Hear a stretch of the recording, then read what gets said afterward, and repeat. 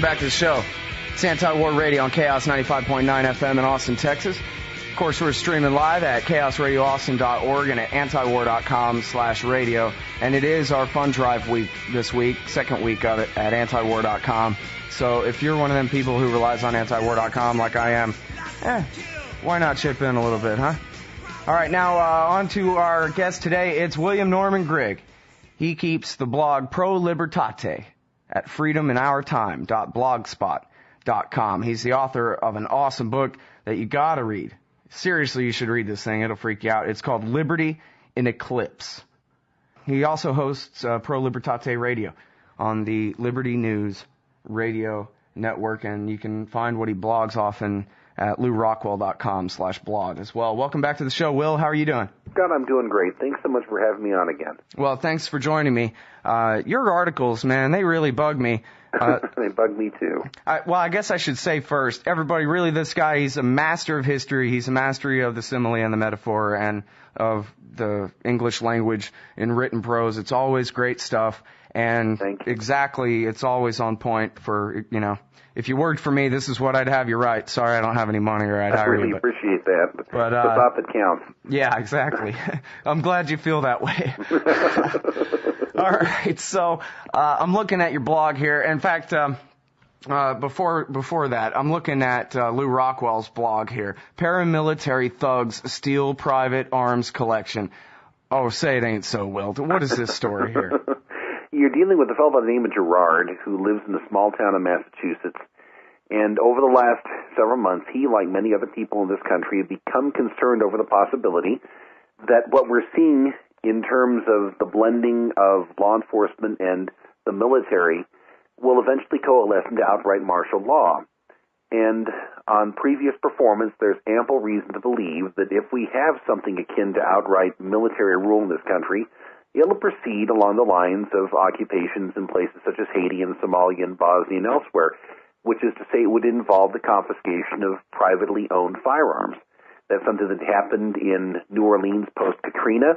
That's happened on a number of occasions here in the United States when there have been local or state-level emergencies declared by various governments. If you have emergency rule enforced by the military or by militarized law enforcement, that's probably something that will be a feature of our life, heaven forbid. And so this fellow decided that he was going to acquire legally, filling out all the paperwork and obtaining the proper permits, a small but impressive array of personally owned firearms, and he also included in his arms cache a number of other things that apparently can only be possessed by people who wear government-issued costumes.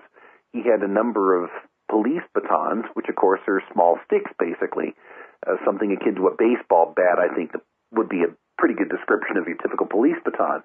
He also had a number of non-lethal weapons, including... Wait, we're talking about, this is in England somewhere, right? No, he's not allowed to have a billy club?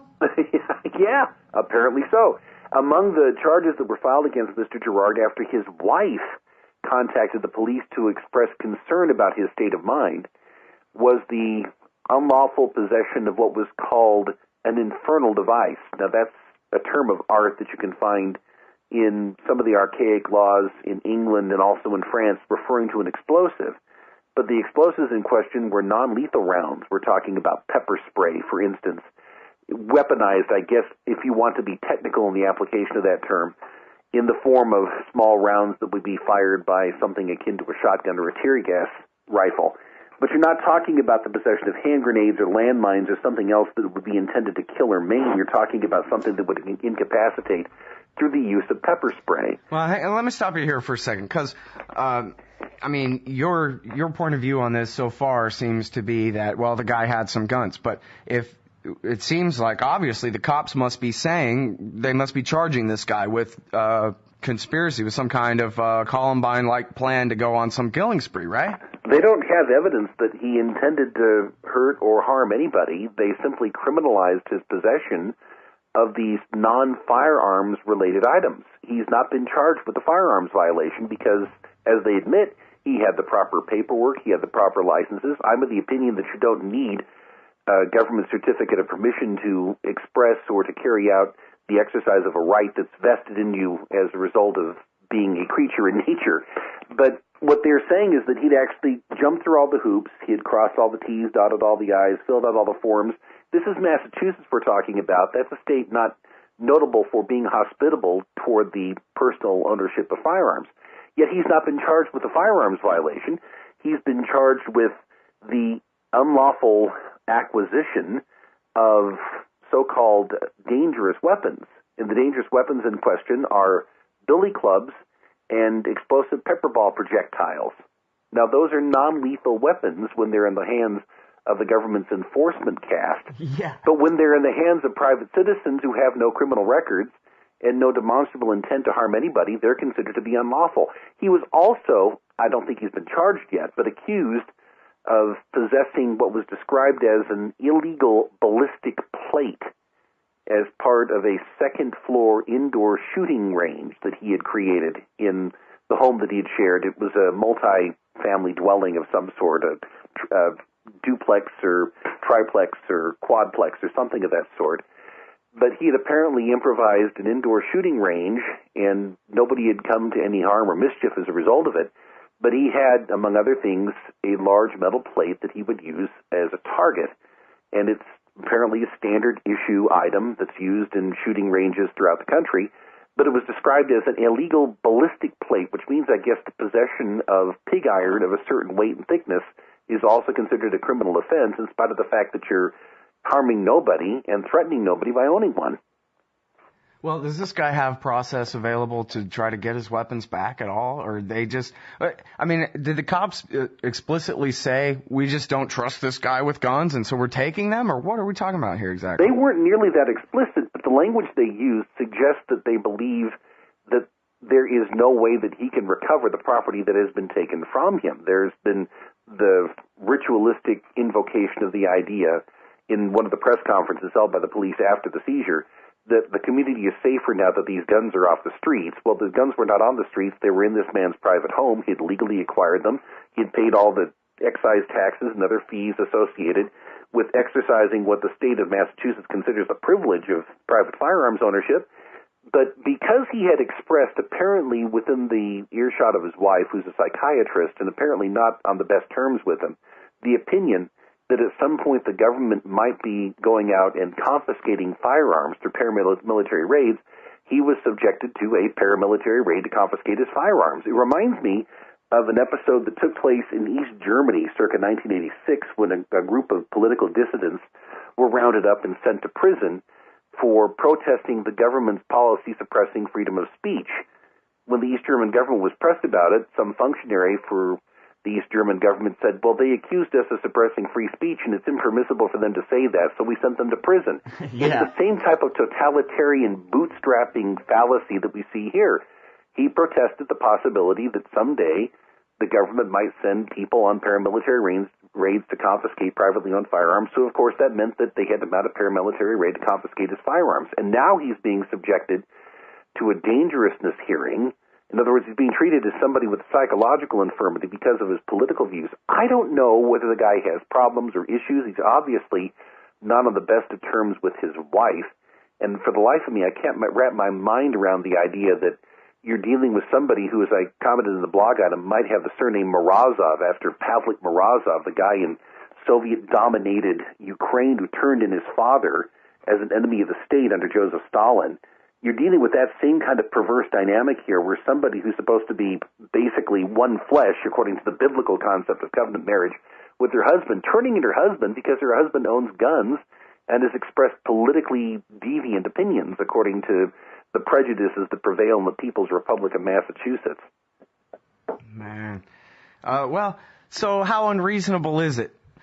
Say this guy, I don't know, sat around all day reading freedominourtime.blogspot.com. Could he reasonably come to the conclusion, Will, that we are at a point where the government is going to, you know, like that old Jello Biafra skit, just declare, forget the Bill of Rights and all that. Now you just do what we say or we'll kill you kind of thing?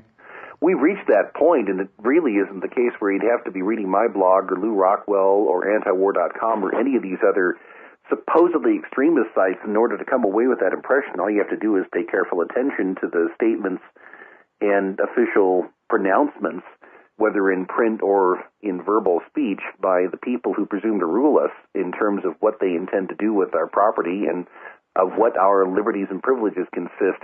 I've often said that a paranoid, as defined by the statist or collectivist media, is somebody who notices things without official permission, and a conspiracy theorist is somebody who draws politically unacceptable conclusions from those facts that he observes as a paranoid. Yeah, David Koresh, man, he was just ahead of his time. Well, he was up to date with his time, and in some ways, I suppose, slightly ahead of where he was in 1992 or 1993. But that's a really good marker here in terms of what the government is willing to do. First of all, for PR benefit, that was a glorified PR exercise conducted at gunpoint, which is why the code name in February 1993 for the ATF raid was Showtime. They were literally doing this, what was the phrase from the movie Wag the Dog, as a pageant. It's not a war, it's a pageant. And it's being staged, in this instance, a domestic war as pageant. Like the surge into the Helmand province. Exactly. That's the same kind of thing. And in the Helmand province over in Afghanistan, you've got, in addition to the Marines and whatever people that have been able to bully or bribe into going along the so-called coalition of the willing from the NATO forces, and the Afghans who are along just for local color, I suspect, you've got people from the DEA over there. You've got all kinds of people representing the DEA. They're probably still surprised every time they find a CIA guy running drugs, too. Well, either they're surprised that they've been briefed. We've been set up again. Well, it shouldn't surprise them, given the fact that the DEA was basically spun off by the CEA from the old Bureau of Narcotics and Dangerous Drugs back in the late 1960s and late 1970s. It was the CIA decided who was going to go where. And we need to drive up these prices somehow. Exactly. It's really a type of stock flipping that they're engaged in. It's an exercise just that cynical in terms of engineering the price of a commodity that the CIA works in a cartel-like fashion to produce and to market as a way of having an off-the-books source of revenue to carry out its activities of subversion and sowing terror and mischief throughout the world. Of course, which is how they got Ann Richards to sign off on the National Guard helicopters for use in the original Vietnam-style raid. Isn't that interesting how the circle is complete there? They well, I mean, if you want to talk about martial law in America, it's all about Richard Nixon and Ronald Reagan's war on drugs, Will. That's the war on the Bill of Rights right there. Forget terrorism. Exactly. I mean, they've got a template here, the specifics of which they can plug in owing to the given circumstances we find ourselves in. It's the war on blank. I mean, you could talk about the war on booze from almost 100 years ago. At least in that war on drugs, the war on the sale, possession, and marketing of banned spirituous liquors back during Prohibition, that group of prohibitionists had the honesty to say and to recognize that they had to change the Constitution in order to give the federal government at least the pretense of authority to do something that doesn't reside within the natural function of any government, which is to claim jurisdiction over an individual's bloodstream. But they changed the Constitution in order to provide themselves with a constitutional pretext for doing what they did. Now you don't even have that basic, decent, hypocritical gesture of fidelity to the Constitution behind the current war on drugs, or the current war on terrorism, or the war on obesity, or the war on whatever attribute, attitude, or tactic the federal government seeks to invoke next time it wants to expand its powers, which are already, of course, bloated beyond description. Yeah, it's true. You know, that was one of the first things I learned about, as a teenager, learning about politics was, wow, so the CIA runs all the opium in Southeast Asia, and they run all the cocaine in South America, and then they have their, like you say, their cousins over there at the DEA round up everybody who dares consume the product that they're supplying. And, as a lot of people have pointed out, locking generations worth of young black men in prison for right around the time they'd be old enough for reproducing themselves and things like that. Yeah. Turning the Bill of Rights completely inside out. And at the same time, everybody knows that the CIA pushes dope. Everybody knows that Oliver North and all those guys had to pay for their secret war somehow back then. And yet we still go along with the drug war, even though we know that, well, let's see, the number one supply of heroin on Earth is Afghanistan. That's been under the occupation of the U.S. Army and the CIA for 8 years, coincidentally enough, somehow. I mean, what, are we all blind and stupid or something? I think a lot of it's neither blindness nor stupidity. I think that it's a sort of moral cowardice that induces people to accept the lies that are mutually agreed upon for the purpose of political and cultural convenience. I think that when you're talking specifically about the issue of the so-called war on drugs, what really infuriates me is the way this is being used as a way of indoctrinating, propagandizing young people who go to government-run mind laundries that we call public schools. And on the one hand, they can be receiving Ritalin, which is a scheduled narcotic that does horrible things to young people. And in the next room, they can be attending their DARE lecture and being harangued about the necessity of saying no to all but, of course, government-prescribed and government-approved narcotics, and also being lectured about the need, every Red Ribbon Week, about the need to eschew violence unless violence is used to the greater glory of the state. And so we've got a situation where everybody is supposed to be involved in this from the very beginning of their time as a product of the government school system, and it becomes the centerpiece, really, of a lot of what the schools do. They are being put through this process where they're being tutored in the need for unconditional submission to the state, which is not only really the highest and holiest of all public institutions, but it really defines its own morality, and it defines the morality that we are compelled literally at gunpoint to accept, no matter what violence it does to our intellect and our conscience. Well, you know, it's funny about that, because I remember being in 10th grade and thinking, I'm glad that everything here is so arbitrary and stupid. And I'm glad that we're not allowed to wear hats or shirts we like, and we have to be quiet and walk on the right side of the hallway, because this is going to turn everybody into an anti-government extremist nut like me. We're going to be a generation of pissed off people. And yet, no, it was like me and maybe a couple other of the skater kids. Everybody else is like, yeah, this is great. I like being bossed around all the time. I'm used to this. It gives me structure in my life, which is what I really want. You know, I'm thinking about joining the ROTC now. Oh, wow. Yeah. Well, I mean, I really thought it was a good thing. I was like, good, we're getting it over with young, man. You people imprison us for 12 years in these things, and then when we get out, man, we're going to take you on, I thought. Here I am standing out here by myself. If I could do the Bill Hicks crickets chirping thing, I'd do it, you know? Oh, I know. Well, you like me, like I was, and like my oldest son, William Wallace, is, we're sort of the rams among the sheep. Unfortunately, my experience has been that too many people, once again, for matters of social convenience more than any other necessity or perceived necessity, go along with this. And they react with annoyance that becomes hostility very quickly if you try to point out some of the fundamental hypocrisies and contradictions that we're describing here. When we're talking about the way that children are taught deference to constituted authority, that, of course, is the most important function of the school system. Those of us who have schooled our children at home, as my wife and I did for a while when we were able to, or those of us who seek to find alternative means of providing them with an education that actually involves development of their talents and mastery of useful forms of knowledge, we're always told that if we take them out of the government school system, what will happen to them? They won't be socialized. In other words, they won't be turned into people who are fundamentally docile and who are willing to accept with equanimity whatever the state sees fit to inflict on them.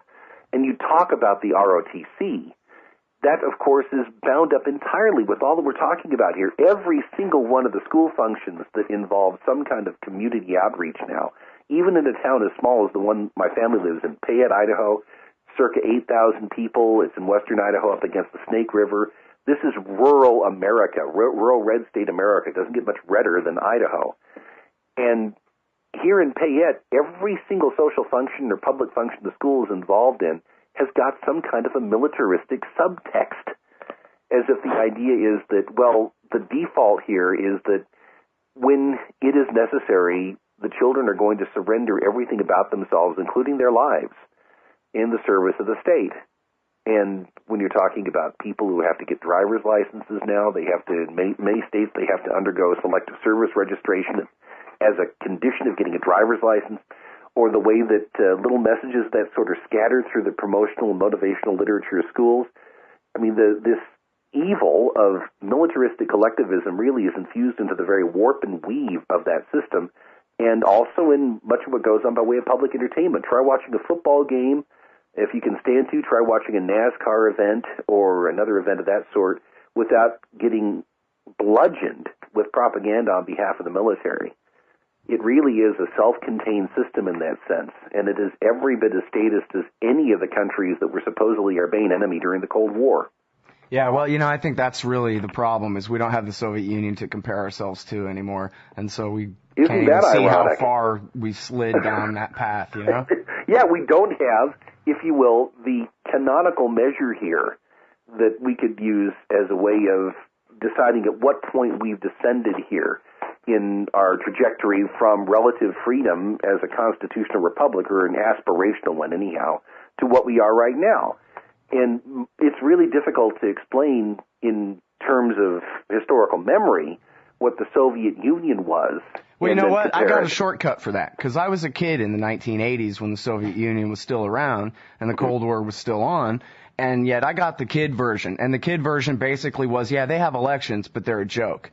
And they have a constitution, but they're a joke. Mm-hmm. And they have trials, but they're a joke. And here in America, you basically can do what you want as long as you don't commit a crime or really hurt somebody. Then you'll have to mess with it. Then the government will come mess with you. But other than that, you can just go ahead and live your life, choose your own job, do whatever. Whereas in the Soviet Union, you basically have to ask for permission first for everything. Yeah. And geez, I mean, if these are the standards, and the militarism and the enslavement of people in their colonies, things like that, if these are the measures of the Soviet Union, then we live in Soviet America right now. Well, we even got our own red domino theory about spreading our ways throughout Central Asia. Yeah, indeed. Well, you make mention of the operational principle was literally, in so many words, enshrined in the criminal statutes of the Soviet Union. There actually was a passage in the fundamental canons of Soviet law, or what they were pleased to call law, saying that which is not explicitly permitted is forbidden.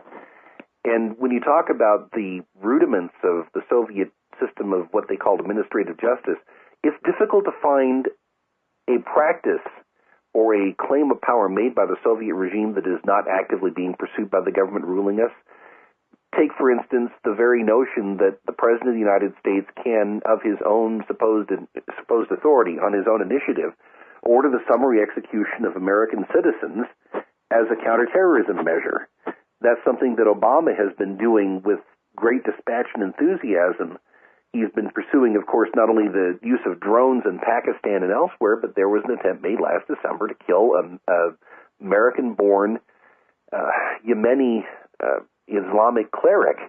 He was born in New Mexico, and there was an attempt shortly before the underwear bomber incident on Christmas Day to kill that man through a drone strike on the assumption that he was somehow connected to a terrorist group. And the only not on any sworn evidence at all, just that they say so. On the whim of the President of the United States, who has the same supposed authority to declare anybody an unlawful enemy combatant and sentence him to indefinite detention and torture as pleases him for as long as he sees fit to do so. And this is supposedly not reviewable by any judicial body that is not controlled by the executive branch, which under the Constitution has no right to control any judicial body. It's supposed to be a co-equal branch of the federal government.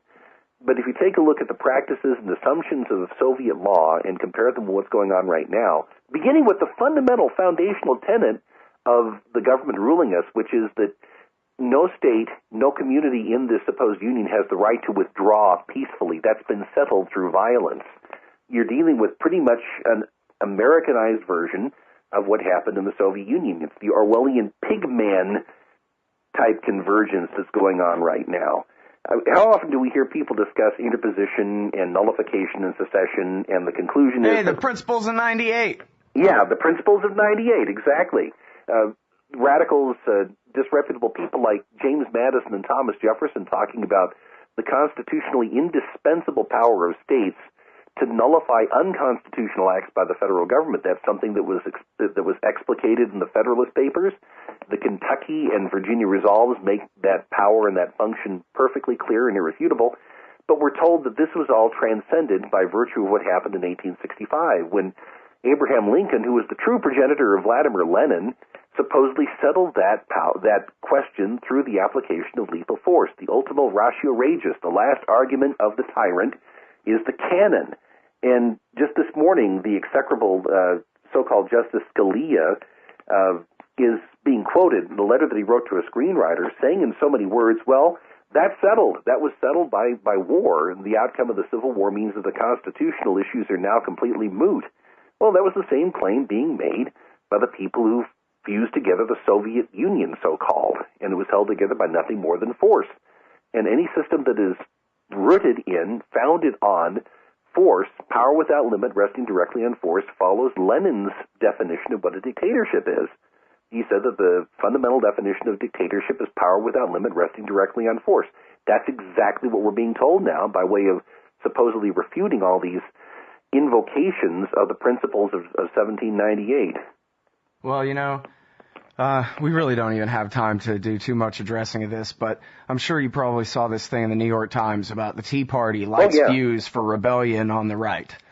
And so here's this thing where there's, I guess, paleo, conservative, libertarian-ish, populist, right-wing-ish people like yourself who stayed good all this time, through the 90s, through the Bush years, and on through today. And then there are millions of people who now all of a sudden want to sound like William Norman Grigg, even though they were Dick Cheney's biggest fans, and they can't remember a single year ago, how things were at all or how they got that way.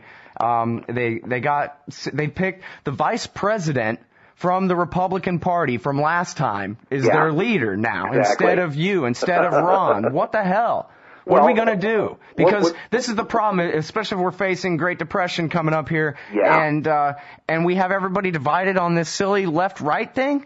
I mean, man? Well, and of course, the powers that be are doing their best to keep that arbitrary and completely stupid division alive and acute. They want to make sure that people are divided along partisan lines as opposed to thinking about up and down. They're thinking about left and right as opposed to whether they're on the receiving end of government.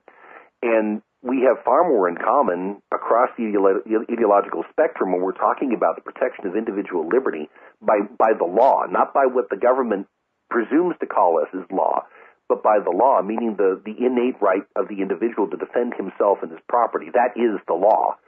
And what's happening right now is that you've got Sarah Palin being used basically as the Borg queen, trying to reassimilate everybody who may have gotten independent thoughts, and she's trying to bring the drones back into the hive mind, the collectivist hive mind. And this is something that was entirely predictable. What I'm hoping is that the vociferous tendencies within the Tea Party movement are going to be as indomitable as the movement would be if it caught fire on a national level. That is to say, I hope people start withdrawing from the Tea Party movement as the efforts being made to reclaim and reassemble. Everyone secede from everything. Exactly. I mean, that would be wonderful. That would be very healthy. And what's going on right now, of course, is an effort to transmute this into an instrument of consolidating power. Well, that's transmutation in reverse. Transmutation is supposed to be the conversion of a base metal into gold. The movement towards independence is actually something more akin to a precious metal they want to transmute into a base metal. They want to turn it into leaden conformist right-wing collectivism. And I'm hoping, and on the basis of my experience last weekend speaking at a Tea Party movement rally in the Clarkston, Washington area, and having spoken with the young people in particular, I'm hoping that people are going to prove to be as resistant to assimilation within the Republican Party as they are opposed to assimilation by the federal government headed by the Obama administration. The 16, 17, 18-year-old kids in the Tea Party movement are speaking the right language. They're saying, we wish you people would have been joining us 5 or 6 years ago, back when George W. Bush was contracting trillions of dollars worth of debt, getting us involved in useless foreign wars and institutionalizing torture.